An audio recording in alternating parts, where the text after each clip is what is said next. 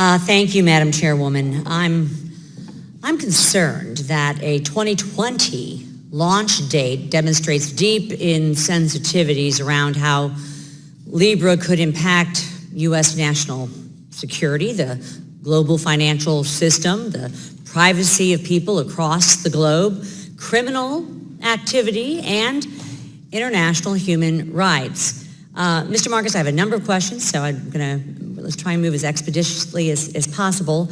Are you taking any steps to ensure that the dollar is not overtaken as the leading international currency that undergirds global economic stability?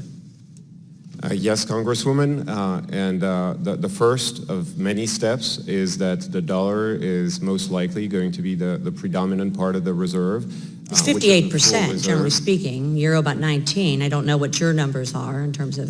Well, Congresswoman, the dollar will be one of the predominant currency backing Libra, and then the other part is really the engagement that we currently have with the G7 working group, with the Fed, and with the Financial Stability Board. We'll continue to engage in those conversations. I serve as also as the vice-ranking member of the House Foreign Affairs Committee, and I'm hoping to understand how the U.S. government could effectively implement sanctions if Libra were to take off.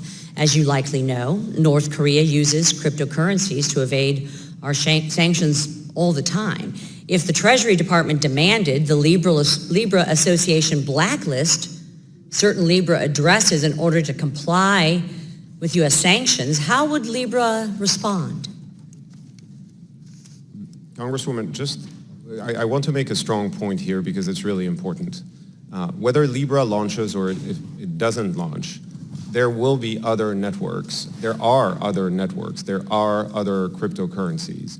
And those are not coming here. You're not suggesting that it's okay if others evade U.S. sanctions, and it's okay if Libra does. I am absolutely not saying that, Congresswoman, and that's why I'm saying that we are here and we are engaging with FinCEN. The Libra Association will be also registered with FinCEN, and we will have strong AML KYC program as well as from all of the wallets operating here in the United States, of course, full enforcement of sanctions and then some. So Libra could have significant geopolitical implications.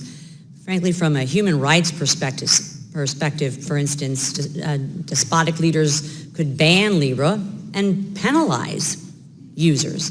How are you approaching establishing appropriate human rights safeguards as you develop the Libra platform? Congresswoman, I believe that one of the driving forces of the association being financial inclusion, we will have the right representatives around the table. Which specific organizations? Because your folks sure couldn't answer that to us yesterday when I asked.